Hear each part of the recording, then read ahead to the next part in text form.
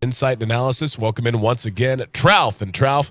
Yeah, it's let's just be real here. Alliance has really struggled throughout the Western Challenge, and certainly they've gotten things back on track since they initially started play. And their first week, their first 3-4 matches, they really were just looking very unstable. Then they went on to win DreamHack Bucharest and so on and so forth. So now they're kind of beginning to peak in general, but down to their last chance, their last breath of air here in the Western Challenge. Yeah, they've had their peaks and valleys for sure.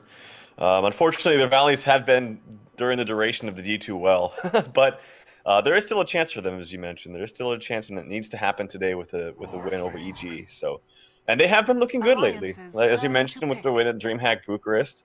And then they actually just played EG, I believe, 2 days ago, and I forget what it was for. I think it was the D2 CL. I'm not 100% sure. I think that's what it was, but they looked pretty damn good there as well. So I think they're on a rise up as we approach some more tournaments coming up, namely TI with them and EG being both announced. Obviously, Alliance, they won last year for TI qualifiers, for TI invites. But yeah, Alliance, they have been looking better. One thing to note, too, in the game 2 days ago was that you see it right here. Lone Druid picked up. They picked it up yet again, so Admiral Bulldog gets to go back to his roots.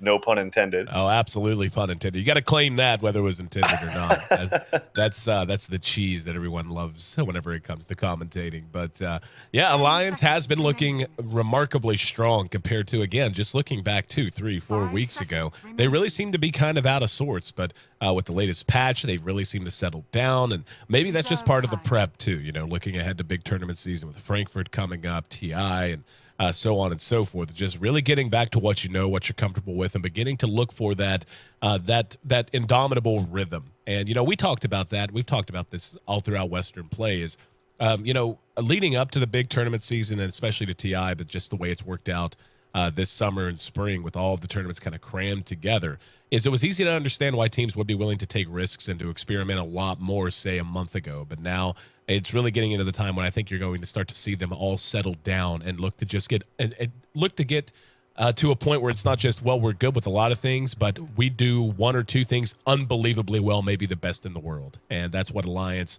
that kind of an approach, rather, is what led Alliance to the main stage at the TI3 Grand Finals, of course. So take a look at the draft as it stands right now. Shadow Demon and Invoker, love that synergy. Love to see. But the thing is, as soon as I say that, though, I remember, wait a minute, it's S4, and S4 doesn't usually play an Exort Invoker. So Disruption and the Sunstrike, not nearly as likely. Enchantress certainly gives them a lot of roaming potential. Shadow Demon and Enchantress are actually excellent when they roam together to put pressure on lanes and to free up some space for the Lone Druid. On the side of EG, they've got Arteezia's Morphling. They'll have a Bat as well with Mirana. Mason once again standing in for Fear again today. And, of course, the Bane picked up to go with the Mirana. Very strong laning. Yeah, Shadow Demon's like the most popular support right now, and for good reason. Like, we've just seen this hero just devastate teams. It is so good from start to finish. And as far as S4 playing Invoker, I agree. Like, he does seem to favor the Quas Wex. I have seen him play Exort before. So I don't think it's completely out of the question that they don't go run him as an Exort Invoker. But yeah, I agree with you. He does play it a lot as the Quas Wex. And Bane Mirana, obviously a nice combo there. I haven't even really looked at the bans, but Enigma here is banned out from Alliance. They know that EG does like to run that Enigma quite a lot.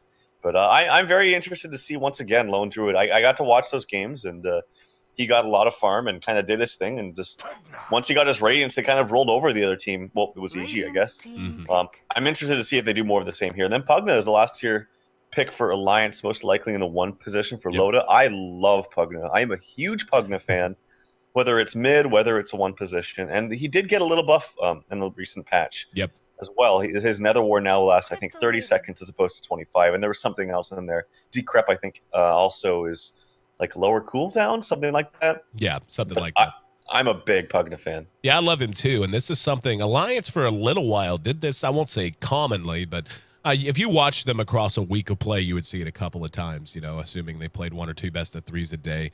And yeah, it's something they're very good at, and something that this looks very similar to the last time I saw them run it, where you're going to be trying to buy time for the Druid and the Pugna. And Pugna doesn't necessarily have to buy time. He can just take a win. If you're able to drop a hero or 2 out of lane very quickly, then Nether Blast plus Enchantress creeps, etc. It's very easy to push early tier 1s.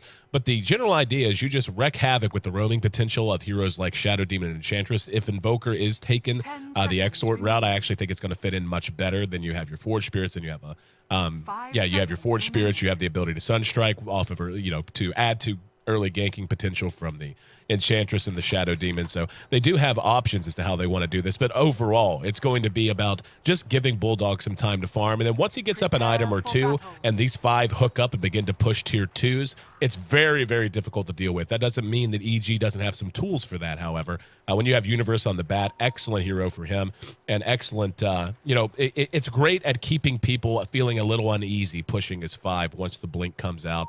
And whenever you have the initiation potential, even off of a Mirana, for example, it just makes it a little bit harder to get that guns forward approach of just walking 5 down a lane and looking to take a fight that way. However, they do have some nice things going for them. Enchantress creeps, for example, very, very nice, just to clog things up and make it harder to land as Sacred Arrows. So it's all going to come down to positioning and all going to come down to the early laning phase in a lot of ways. I think Alliance is kind of under the gun a little bit more than EG to maximize what they're going to be getting in the first 10 minutes. 30 seconds to Yeah, I would agree with you. There is some good things here coming from Alliance early on, though, that can transition them into the late game, meaning that Pugna, obviously, very, very good at pushing towers. So is Enchantress, even so is Invoker. And it does look like it is going to be an Exort just based off of his early build, because this isn't generally what you get when you have Exort. You want more mana, you want a little bit more damage, and just more stats in general, I think.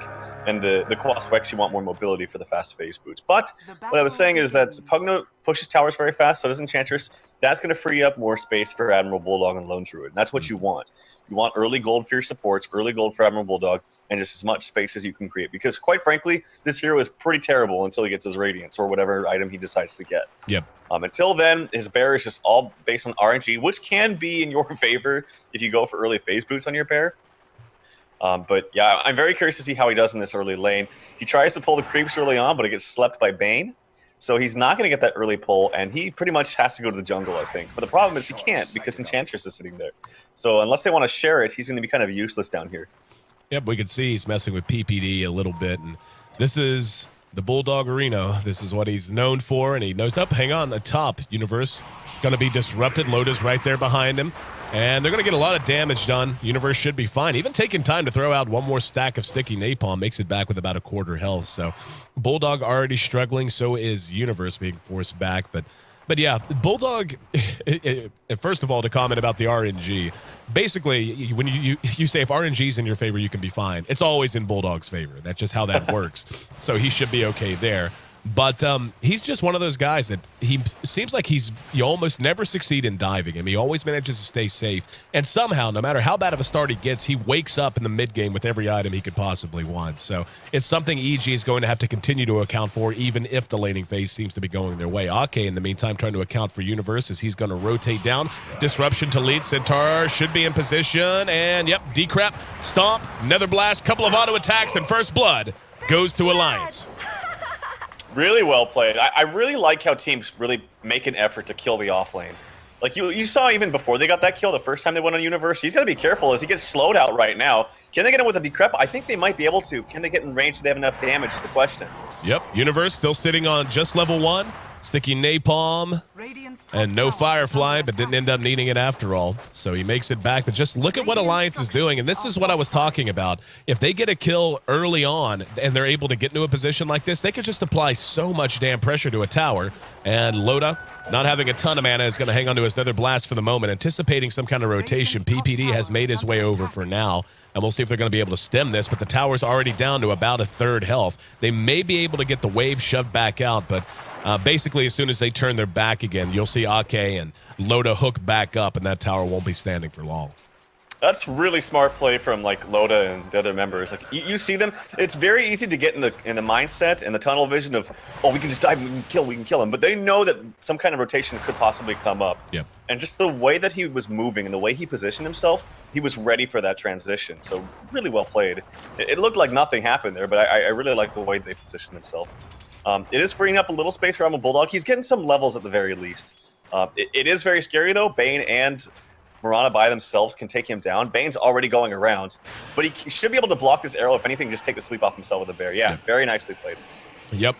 Bulldog quickly reacting, anticipated the arrow might have been let loose already, so even hesitated in taking the Nightmare off, and this is just what he does. He stays alive. Here in mid, looks like we have a lot of potential for action as we've got a double smoke. PPD is standing there, and now going to be revealed. Throws out the Nova. Here comes Artur moving in. S4 should end up dropping here, but he's got help coming behind him. That's going to be EGM showing his face to begin. Centaur's there with the stomp on PPD. They'll get at least one return kill. Universe was there as well, but he'll be able to Firefly back to the high ground. So ends up being a 1-for-2 trade by the time all is said and done, as they got the Morphling as well. And that's really not something you can afford to do against a pushing lineup. But, you know, whenever it's nice to be able to sit back and say, well, you know, we've got a Morphling. Our late game's going to be solid. We should just be able to stabilize. But whenever you have a Pugna, a lone Druid, and lanes like this that can rotate and put on so much pressure, getting in this kind of a hole early, small as it is, tends to spell very, very bad news for the mid game. Yeah, and Morphling takes a long freaking time to come online, especially when he's in mid.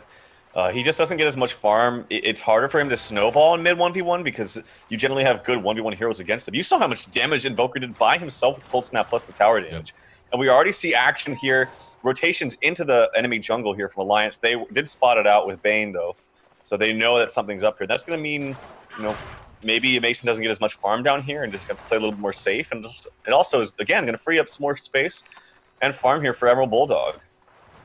Worth mentioning as well, Loda did bring down the tier 1. We can see the battle of the AoE heroes as PPD exchanging a Nova for a Nether Blast. The tower taking a little bit of damage, just about down a quarter health. It looks like Alliance for the moment is going to sit back, and we see Arteezy using his double damage, who should be able to last it fairly well. But Bulldog, if nothing else, has gotten his levels. He's coming up on level 5, so farm could be much better. He's sitting at just 9 CS, but he's hanging.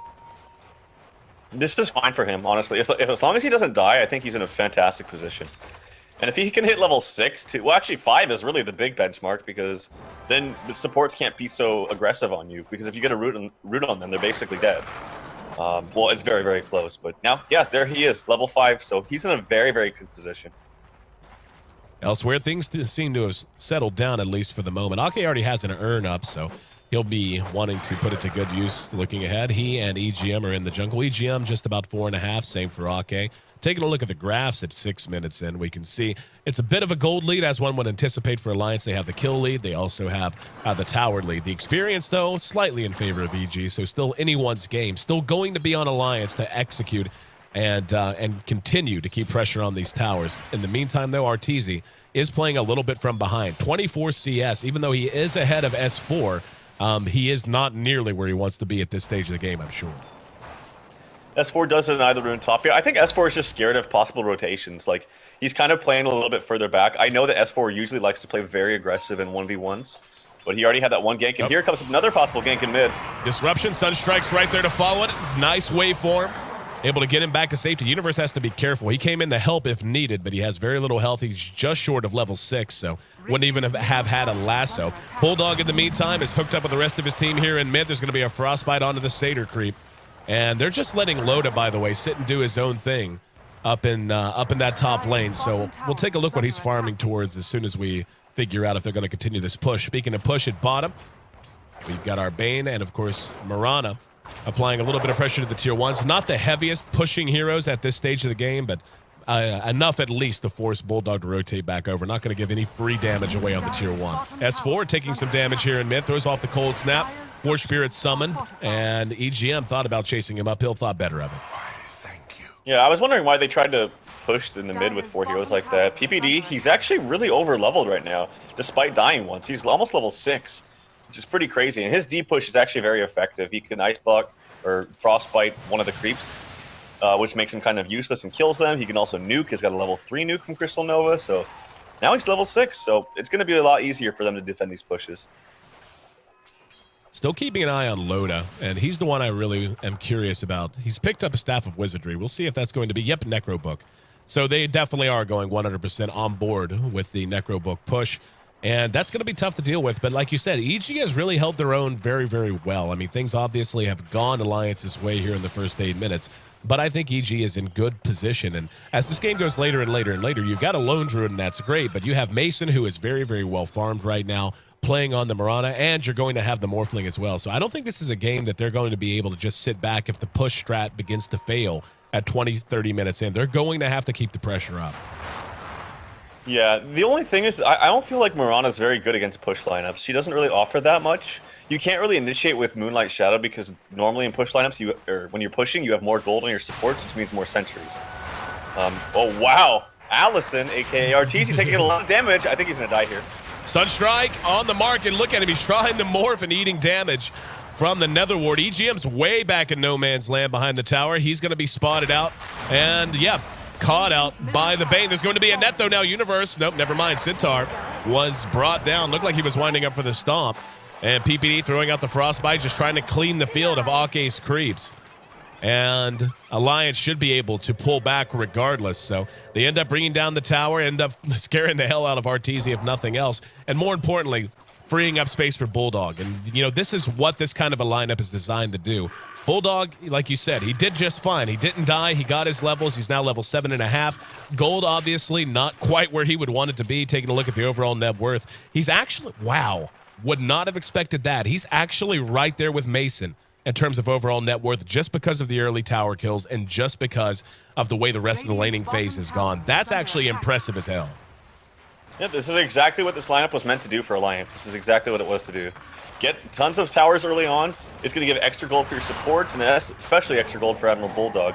And then once they do this, like I said, Mirana can't split push, one, because she doesn't have enough damage. Yep, not yet. She can't defend. She's just such a horrible defense or counter push. She just doesn't have any abilities that do that. Starfall is the only thing, but you have to basically get melee range to do that. And you can't do that against Alliance's team because of just one disruption, you're pretty much dead. Right.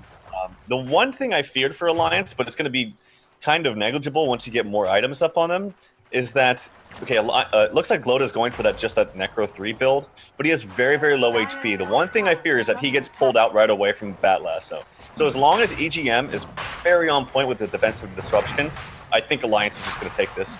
This feels a little risky to me. Never mind. EG with Arteezy up at top pushing the tower. I was going to say, I thought these two were actually in Fog of War, and I was wrong.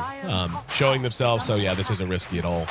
I was going to say, with most of EG missing or being spotted in mid or bottom, and their potential to initiate, I thought this could be chancy. Instead, it's just a free Roshan. So the rich get richer, and Alliance continues to look very, very strong.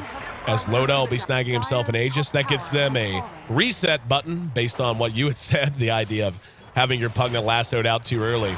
And but now that's not so much of a problem. But I'm still shocked at just how well things have gone pretty much across the board. Loda and S4 are number 1 and 2 in terms of overall net worth. Right behind them, though, like 100, 200 gold behind, is Admiral Bulldog, who is right there with Arteezy and Mirana, despite being in that off lane that really, for the first few minutes, he could do very little about. So a little bit of pressure now being applied by EG. They're rotating the top, and it looks like Alliance is ready to contend.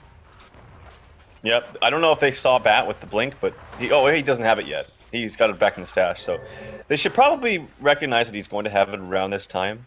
Checking Admiral Bulldog's gold count right now. He also has phase boots on his bear, and I like this. I'm not the biggest fan of just brown boots at Rush and the Radiance. I think having the extra mobility onto the bear makes your threat a lot more seen. Like, you can actually get kills without Radiance. Oh, what happened there?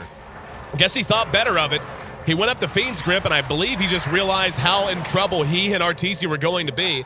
And Arteezy's able to teleport away. Yeah, thought that was a stutter step, and then Arteezy was still going to try to waveform in and blow him up. But looking at the mini-map, it looked like the rest of Alliance ran into Arteezy. It was actually a nice play at bottom. Speaking of nice plays, a good pick-off on S4's Invoker for EG. So they missed out on the chance to kill Loda, but do manage to bring down the big guy in mid.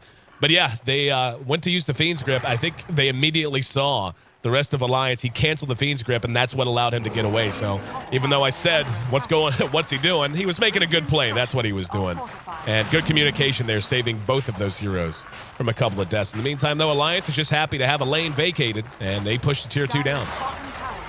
Yeah, that even though S4 died down there, that's telling them that Bat's lasso is down. They have nothing to fear with Bat lasso down, pretty much. Like that's basically EG's one ticket into winning a team fight, is picking one off and then going in with a lucky arrow, or even then if they pick one off, it's kind of hard to initiate without like a lucky arrow or something like that, because did they have mech up on Alliance? They almost do. Ake's almost got it. And it's going to be really hard to actually win a team fight with them. And Radiance is going to be online soon too. And again, Morphling takes so long to come online. And even then, he's just not got the farm he needs to have with just Treads Aquila. That's all he's got. And just about 5,000 gold lead now for Alliance. The experience is still in favor of EG, so it's not as if they're getting spanked across the board. Instead, it's just, it's 2-3. It's an extremely low kill game, honestly, given how much action and how much pushing we've seen so far. But it's just the gold lead that begins to pile up whenever you're able to clear towers at the speed that Alliance can so far. And speaking of, looks like they want another one. Down goes the Nether Ward, and they're going to go ahead and push at the tier 2 and keep trying to force EG to fight when they don't want to. They still have another 3 minutes on the Aegis, so they'll probably just continue to push the envelope until that expires. Yep, and this should be an easy push unless, again, it's all up to the Bat last, though, but can he even really go in if ETM's on point with a defensive disruption? He really can't. They just kind of have to give all these up, and they are lacking in experience, but this isn't a team that really needs experience. The only person that does is Invoker, and he has a Midas to remedy that problem. So I think Alliance is in a fantastic position right now.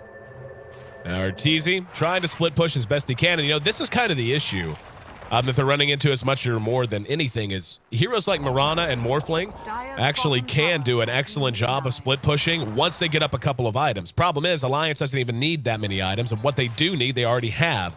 So you have Arteezy trying to split push bottom, but in the time it's taken Alliance to push down 2 towers, he could do nothing but bang down a tier 1 bottom that eventually gets denied just because he doesn't have the speed to bring it down before Alliance is done and ready to react. So last outer tier tower now is going to be the target. I think this is the right call from EG. To hell with defending it, man. Try to just get what you can where else you can. Yeah, if anything, I feel like this might be a mistake by Alliance. Tier 2s are important. They should be able to save the tier 2 top, and I think they need to. It looks like they might just want to go high ground right now, though. They still have Aegis. I think that's their thinking. Yep. Well, and the Maelstrom now up on the Bear is a big item. Yep. Oh, he went Maelstrom. Okay. Yep. And here we go. Necro Creeps leading the way. Nether Ward's already down. This makes it very difficult for EG to try to engage out. You can see Loda eating a lot of damage. Does still have his Aegis up. In the meantime, the top tower does end up dropping. The rest of EG did pull back, so it was the Creeps that got it, but they'll be more than happy with that. And Loda going to use Life Drain just to get himself a little more stable in terms of health. Mech's done for Ake, so this the mechanism finishing mid-push. They're probably going to try to rush this again. Honestly, they don't have to, though. Between Forge Spirits and Bear, they can take their time. Yeah, Necro 3 is also down. Loda, he just got it, but it's down right now, so he can't use it. I don't know about this push. They have Aegis still, but I don't know. I'm skeptical. We'll see. I like it, actually. And we'll see. They just have to. They can't be initiated upon them. We actually saw EGM throw out the Demonic Purge there and get nothing out of it. That might force them back, not having that one tool to account for the heroes when they push through. And it looks like, Arteezy is going to go elsewhere. But this is why I like this. We talk all the time about how long it takes Morphling and Mirana to come online so far as items and being true carries. Well, this is one way you keep that from happening and make it take even longer. You just keep the pressure up and don't allow them to find the farm that they want and they need. Tier 3 ends up going down, and don't know if they're going to push racks. They might pull back here, especially with the Aegis about to be reclaimed, and yeah, looks like that's going to be the case. Nope, never mind. They actually don't know. I bet when they spot the Aegis is down, they might be careful. But Book 3 is now up. This is like a big opportunity. So even with Aegis down, he pops Book 3. They don't even have to get close. They can just siege with Forge Spirit. Look at all the minions they have. Mm-hmm. And they're even using the minions, not even to hardly attack. And here comes the TP back in. We're actually going to see a decrep on the Universe and a Cold Snap using the Life Drain. Universe can do nothing. Moonlight Shadow might buy him some time. Nope, ends up dropping. Anyway, there's going to be PPD with the ultimate, and it's a good one.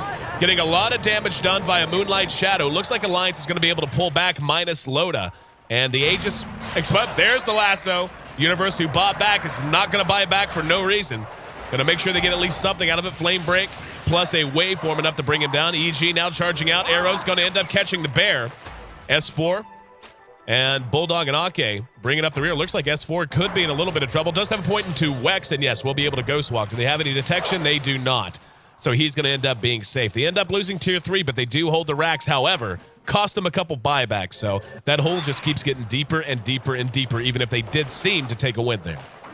It's kind of unfortunate for Universe because this game is really a lot on his shoulders. If he doesn't get a good initiation, it's very difficult for EG to kind of maneuver into a fight. And if you saw right there, he blinked in, just wasn't able to find the initiation he was looking for. Got kind of stutter-stepped. I didn't exactly see what happened. All I know is that he blinked in, wasn't able to get a lasso off in time. And as a result, he got turned on immediately, died, and wasn't able to do really anything effective in that fight. Buybacks did come out, and so that was a win for Alliance in that sense. And they can just wait for Roche now. They can just wait for Roche to do that again. Mm-hmm. Really, really low-kill game. We're coming up on 19 minutes in with only 9 kills, 4 and 5. So basically split right down the middle. Gold Lead has stayed about the same. Experience continues to go in favor of EG. The BKB is now done on Arteezy as well. So BKB coming out this early. Right decision, wrong decision? This is like a desperate decision. This is not an Arteezy item by any means, especially first item. I don't think I've ever seen him do this. This is like, guys, crap. We're going to lose if we lose our racks. We need to defend it, and we need to fight now. Because even then, though, his damage output is, I don't know, because if he goes in there, even if he BKBs, there's still a lot of physical damage, like Forge Spirits, auto attacks from the bear, the root keep him in place, Exort Invoker hitting for 150 damage is not negligible. Like, it's pretty good. So I don't know. It's a very desperate item choice, but perhaps he feels he needs to get it. I don't know if I agree with it though. I think he needs to just get some kind of split pushing item, and just farm out the other lanes as fast as possible. Yep, that's kind of what I'm wondering if that's going to be the case with Mason, who's picked up a Mithril Hammer. He already has up Drums Aquila, so he's very well rounded. Hang on, we're going to have Arteezy engaged upon, but able to replicate away. Did they catch out Zai? Continuing the chase him is going to be a Sunstrike on the mark. No stun though, and the damage not quite quick enough. But back to Mason, I think he's going to be on the way to a Deso. He certainly has enough, unless he's just saving up to buy his Ogre Club and the recipe for the BKB all at once. But I agree. I think they need a split push item. They need to be able to do some damage. I mean, when you look at Alliance, as of right now, they're not all that tanky. I mean, they're ahead. But as soon as I say that, of course, we see EGM pick up a damn Rod of AUI, a.k.a. the Rod of Atos. That'll help his health pool a little bit. But yeah, hang on. Bottom, Bulldog, lassoed back. Arteezy trying to do the damage, and they are able to bring him down. PPD was there as well. Let's see if Alliance is able to react and corral him. Loda gets eyes on the both of them. There's going to be another blast. He summons the Necro Creeps, but PPD able to TP right in his face. Rest of Alliance a little tardy to the party and unable to get there in time to do much of anything. So well played by EG. Yeah, in the meantime, Mason split pushing up top. The Rod comes out, though. He does have a leap and a TP. Nope, EGM can't get him. So well played by EG. Just trying to get whatever they can at this point. But Roche is up. This is what I talked about. And it's pretty much a free Roche on any time they want it. They have double Necro 3. They don't even need to pop both of them at this point. And that's the problem here for EG. But as far as Mason's items, is what he wants to build, that Mithril Hammer. BKB is like the safe choice, I guess. But I don't even think BKB is honestly that good. I don't know. It's going to reduce the damage from Invoker and Pugna, but I thought Maelstrom actually would have been pretty good this game. Roshan goes down, Pugna gets it. Alliance coming out of the pit. They've got a couple of targets just to the north. That's Zai, PPD, and Arteezy. And a quick pause. So PPD, not sure, lag, or maybe he wants to talk it over. We'll find out. But just a reminder, guys, that coming up between games, we've got a new Alliance set, a new Alliance cosmetic set. It's going to be making its premiere today, and we're going to be premiering the trailer for it coming up, and I'm not going to tell you who or what it's for, but you want to stick around, and I'm pretty sure we're still planning to do it in between games 1 and 2, so make sure you catch that coming up. Now, Alliance converging on the mid. Looks like EG is going to go ahead and pull back in the meantime, though, and rotate up to top, but do you feel like Alliance has done enough work with this lineup, or do you think EG is in a fairly decent position if they can take a fight or two to turn it around? I still think Alliance has done work. as long as they don't get kited out really bad now and just constantly moving around with a split push, like that's what's happening right now, actually. EG is making Alliance move to them. And as long as they don't die, then they're winning in these engagements. PPD TP's out. They got all members of Alliance to come up here. Oh, Zai spotted out, though. He might be the one that's dead. But unfortunately, Loda has no stuns. The ult comes out. No, they live. So all these little wins, all these little small things are actually pretty big wins for EG. They just need to buy each other enough time so that Morphling can actually come online with the second item, and he will have enough, but he wants to save for buyback too. Mason did end up going with the safe choice, by the way. Picked up a BKB, and I don't know. I still think I would have preferred a Deso. They need something to allow them to turn these fights around, because I feel like right now they're doing a great job of honestly outmaneuvering Alliance, keeping them pinned back, as you had said, and not allowing them to really bring this push potential to bear with the double Necro and everything else. But can you do that long enough to continue to allow Arteezy to become more and more relevant? When he went BKB first, I don't know, and that's really my big concern. Another Atos comes out for Alliance, as we see one picked up now by Loda. Bat, in the meantime, also picked up his BKB. Now, Loda's kind of in a precarious situation here, but then again, so is Mason, as he leaps out, takes a little bit of damage from the life drain. But, oh, I was going to mention one more thing, and it totally slipped my mind. But, oh, with the BKB, I wonder if Mason is buying this BKB just because of the Nether Ward, because it actually destroyed him in that bottom push. He took so much damage, even from, it seems like it wouldn't, but Starstorm plus the Sacred Arrow and cast a couple times, it actually does a lot of damage to him. And the Nether Ward lasts for friggin' 30 seconds now, too, so... I'm sure there's a number of reasons. Invoker, his damage output is so strong onto a Mirana, especially, who before the BKB only had around 1100 HP. You know, something that worries me here is situations like this. Alliance now is ready to hook up and push its 4. And yeah, we're going to have a TPN. That's going to be Boots of Travel on S4, and they immediately rush the racks. Glyph is used. Let's see if they can initiate out of it. Good placement for the Nether Ward.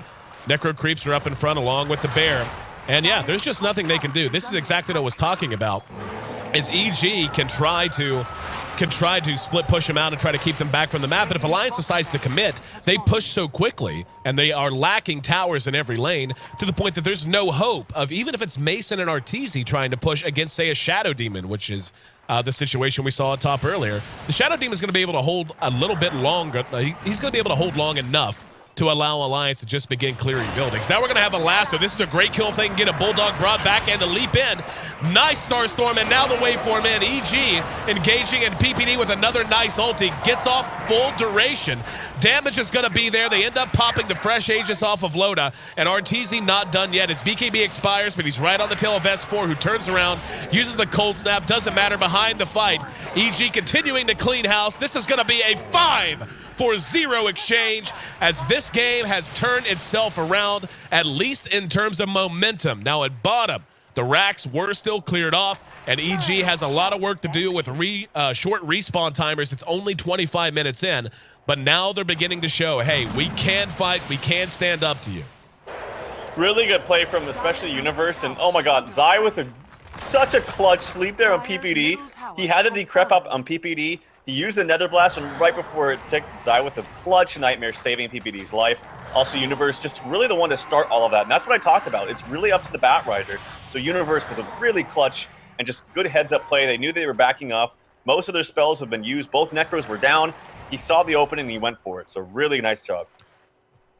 Taking a look at how the first 25 minutes have shaken out for every player. We can see Universe sitting at 4-2. He's in good shape, and even though we have seen him struggle a little bit, he has managed to be that X factor that EG really needed, especially right there. 3-1 for Arteezy, 3-1 for Mason. Can't really ask for better. And then it's just kind of a grab bag for Alliances at this point, as they're now being doubled up in kills by EG. The question is that one racks they were able to bring down before EG's first big team fight win enough to secure them the momentum they need and arcing through this mid game? They're trying to get a little bit more now, as they are smoked up and moving down mid lane.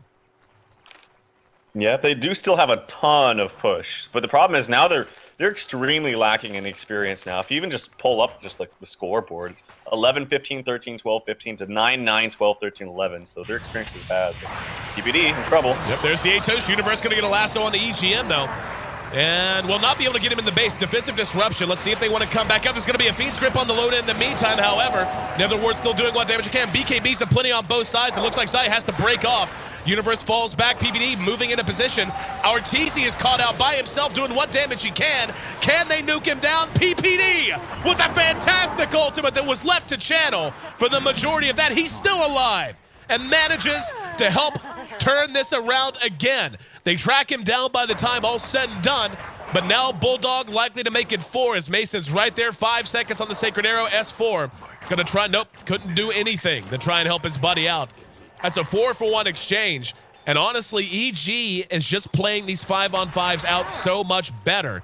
And, you know, the sad thing is Universe really didn't contribute a whole lot there because the lasso was on a Shadow Demon who wasn't even brought inside the base. 14-17, Alliance continues to give back some ground. Taking a look at the graphs, the gold is completely turned around. Alliance now behind EG by 2,500 gold. The experience, on the other hand, is gigantic in favor of EG. Yep, and that just comes with most of Alliance's time has been spent pushing as 5. And now that they're losing these engagements, it's very, very scary for them because with a Morphling that's 5 levels higher than your carry, and your carry is basically your one position's a Pugna, so to speak. Sorry, it's not 5 levels, but it's a number of levels, and it makes a difference now, especially with an Eth Blade up onto your Morphling. So they still have potential, Alliance, but EG's doing a really good job out catching them before they hit the base, and that's what you have to do against a push lineup like this. These BKBs have paid dividends for them so hugely, and without a doubt the right choice it would seem as Arteezy manages to make it away right in the face of everyone from Alliance. And he's just continuing to do what Artor does, which is farm like all hell. He's got about 2K tucked away to go with his BKB and his E-Blade. The E-Blade, most recent pickup. And now they're trying to chase down Mason. Those Atoses, love the sound effect and the visual effect. But to be honest, I'm not seeing a whole lot of overall production come out of them. It's nice that they tank you up and give you a mana pool, but I have yet to really see them be a huge factor. Yeah, I agree. I mean, it's certainly a decent item, but the thing is they all have BKBs, so right, exactly. It's kind of useless once they pop that. But I don't know. They just thought they wanted a quick item that gives them some decent HP, and the long range slow is actually pretty devastating. But yeah, maybe it wasn't the right pickup here. See, I just can't help but think like Force Staffs, something like that. Allow yourself to allow your team the mobility it takes to deal with heroes like a Morphling, like a Mirana, like a Bad, who are inherently very mobile and can kite you out, can cause you problems that way. But you can just see, I mean, just the map positioning alone. Alliance basically pushed down the throat of EG from minute 5 until minute 25. But now coming up on 30 minutes in, they're all hemmed together as 5. This is what they've had to do all game, but they were doing it with the purpose. Now they're doing it defensively. And this is a huge benefit to EG, who has already built a huge experience lead. The gold now in their favor, and Alliance can do nothing but huddle. Yeah, and it was, here comes Bat. He's scouting out Roche, and there's the Atos. Makes him quite slow. Could see a possible engagement here. He's very, very slow. Taking a lot of damage, but I don't think they're going to kill him. Takes him down to half HP, though. Roshan is kind of like the ticket for Alliance back into this, though. Because that's going to give them the extra levels that they need, but this is also a very scary place for them to fight against a Bat Rider. Yep. They have good vision up, though. PPD hit with the Atos. They're putting those items to work, and the magic damage would have been huge, but not quite big enough, or not quite on time. And we see Ake brought down immediately. Arteezy going to engage. There's Mason right there with him, going to work on Loda. Loda decreps himself. In the meantime, in the pit, Bulldog engaged on by Universe, who does lasso him out. Arteezy still up and fighting, now turning on S4, going to chase him up to the high ground. There's going to be a feed script on the EGM, who is trying to come in and help. And S4 being pursued out, following the Force Staff of EGM onto the high ground. Still not enough to keep him safe. Behind that, though, Bulldog being tracked all the way back to the tier 3. Will go ahead and try to buy himself some more time with the true form metamorphosis. Doesn't matter. That's another gigantic exchange that ends up nil for Alliance. And yeah, EG says to hell with it. We don't even want Rochette. We want Rax. We want to be even on that playing field. Alliance cannot win a team fight. No. It is absolutely impossible for them to win a team fight at this point. There's just too many items, and we talked about it takes them a long time for EG to get online, and it was extended because of all the constant push early on from Alliance, but they've gotten there. And once they get there against Alliance with this lineup, I don't think there's a way for them to get back into this. I really don't. Morphling's just way too big, way too fat, and way too good against the heroes of Alliance. When he picks off a hero instantly before the fight even starts, you know you're in big trouble. And Sunstrike sidesteps slightly. And above that, EG still trying to harass. Actually almost brought down EGM.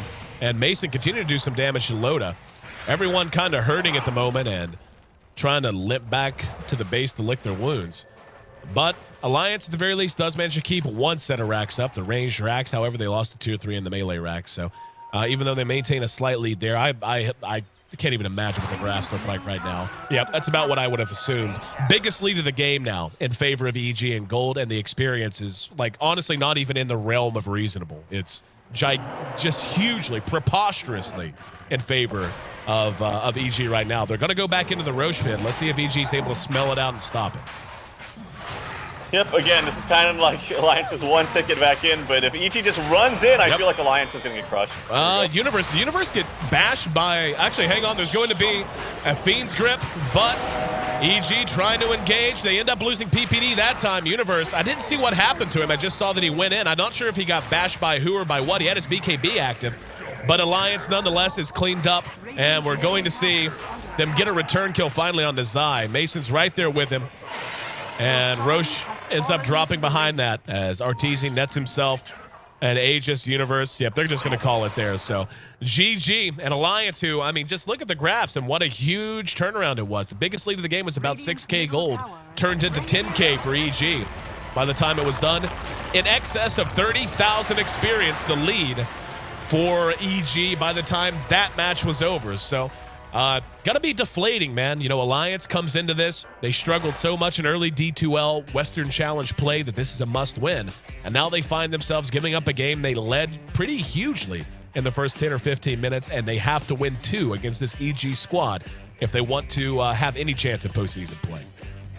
Arteezy finishes up with 7-1-10 on a Morphling. Had a very slow start, but still able to close out and looked really, really good in the mid to late game. And honestly, the biggest win for me when these players was Universe with the pickoff. Just understanding that even though they got those bottom racks, they tried to disengage. He knew that the Necro Books were down. He knew that the big spells were down, and he knew that was their time to kind of initiate and go in. And also, PPD's ultimate on Crystal Maiden several times just did not get any respect. No. Because I saw them focus him for a second. They're like, oh, it's just a Crystal Maiden ulti. Whatever. It's not going to do any damage. And it freaking wrecked havoc, man. Did so much damage.